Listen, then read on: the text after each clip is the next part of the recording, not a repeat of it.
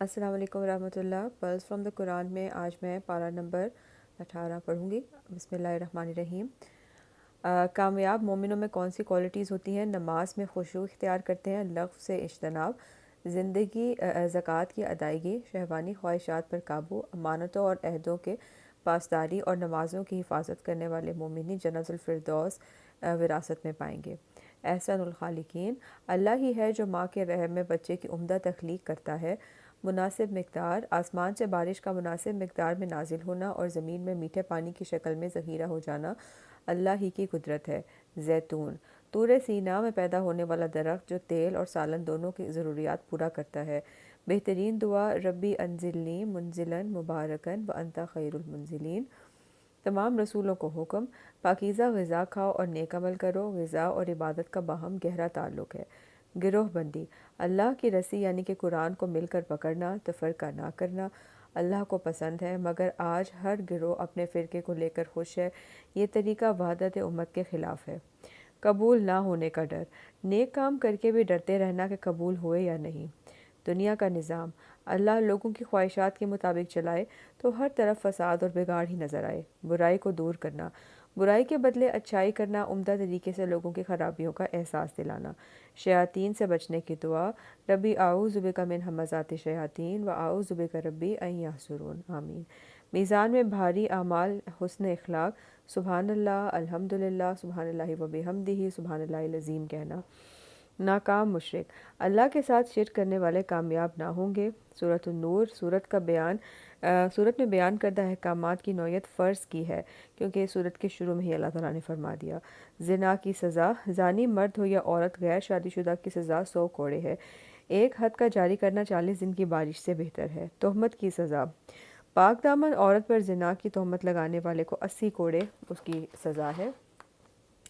لعان، بیوی زنا میں ملوث ہونے کی صورت میں شوہر اور بیوی قسم کھا کر جھوٹے یا سچے ہونے کا اقرار کرنا، اس صورت میں دونوں میں جدائی ہو جائے گی۔ واقعہ عفق، حضرت عائشہ کے اوپر تہمت لگائی گئی تھی اور تو اللہ تعالیٰ نے قرآن میں ان کے برات نازل کی، اور یہ پورا واقعہ جو ہے اس میں وہ رسول اللہ صلی اللہ علیہ وسلم ایک جنگ سے واپس تشریف لا رہے تھے، تو حضرت عائشہ جو ہے وہ اپنا ہار ان کا گم گیا تو وہ ڈھونڈنے کے لیے گئیں۔ جب واپس آئیں تو وہ کیرون تھا، جو سب لوگ تھے وہ جا چکے تھے، تو وہ وہیں پر بیٹھ گئیں۔ تو پھر ایک صحابی آ رہے تھے اور پیچھے کیونکہ وہ چیک کرتے ہوئے کہ کوئی سامان وغیرہ رہ گیا ہو، تو انہوں نے سیدہ عائشہ کو وہاں پر بیٹھے ہوئے دیکھا، تو انہوں نے ان کے سامنے اونٹ کر دیا جس کے اوپر وہ تشریف انہوں نے رکھ لی، اور وہ واپس پہنچ گئے۔ جب مدینہ پہنچے تو عبداللہ بن ابی نے حضرت عائشہ کے اوپر بہت بری تہمت لگائی، اور پھر یہ کافی دن تک وہی نازل نہیں ہوئی۔ تو پھر آخرکار قرآن میں اللہ تعالیٰ نے سورۃ نور میں یہ آیات نازل فرمائی جس میں کہ حضرت عائشہ کی برات جو ہے وہ انہوں نے نازل ہوئی۔ زندگی میں کبھی کوئی الزام لگے تو بہت دفاع کرنے کی بجائے معاملہ اللہ کے حوالے کر دینا کہ وہ ضرور سچ کو سامنے لے آئے گا۔ بعض اوقات شر میں بھی خیر ہوتی ہے۔ اہل ایمان کو ایک دوسرے کے بارے میں اچھا گمان رکھنا چاہیے، کسی کے بارے میں جھوٹے پروپیگنڈے کا حصہ نہیں بننا چاہیے، کیونکہ یہ معمولی بات نہیں، اللہ کے نزدیک بہت بڑی بات ہے۔ فحش کا پھیلانا، زبان، لباس اور حرکات میں سے کسی بھی طرح کی باتیں جو ہیں وہ اس قسم کی وہ اللہ تعالیٰ کو پسند نہیں، اور بے حیائی کے کام کرنے والے سے بغض رکھتے ہیں اللہ تعالیٰ۔ خبیث اور طیب، اللہ نے خبیث عورتیں خبیث مردوں کے لیے اور طیب عورتیں طیب مردوں کے لیے بنایا ہے۔ گھر میں داخلے کے آداب، اجازت لے کر سلام کر کے داخل ہونا، اجازت نہ ملنے کی صورت میں بغیر ناراضگی کے واپس لوٹ جانا، بڑے بچوں کا بھی اجازت لے کر ماں باپ کے کمرے میں داخل ہونا۔ نگاہ کی حفاظت، مومن مرد اور عورتوں کا ایک دوسرے کے سامنے اپنی نگاہیں نیچی رکھنا۔ نگاہ کی حفاظت ایمان کی حفاظت ہے۔ زینت کی حفاظت، خواتین کا محرم افراد کے سوا کسی کے سامنے زینت ظاہر نہ کرنا۔ نکاح میں خیر، شادی کی عمر کو پہنچنے والے مرد و عورت کا نکاح میں تاخیر نہ کرنا۔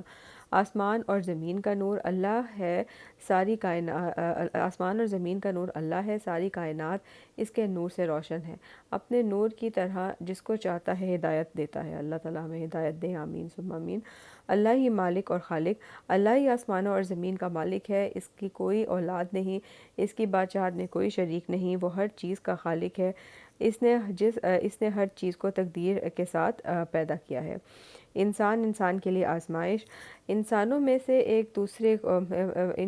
سے ایک کو دوسرے سے تکلیف پہنچتی رہتی ہے، ایسے میں صبر کرنا چاہیے کہ زیادتی کرنے والا اور برداشت کرنے والا سب اللہ کو علم ہے۔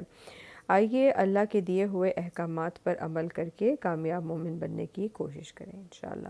تو یہ ہو گیا 18واں پارہ، کل انشاءاللہ 19واں پارہ پڑھیں گے۔ فی امان اللہ۔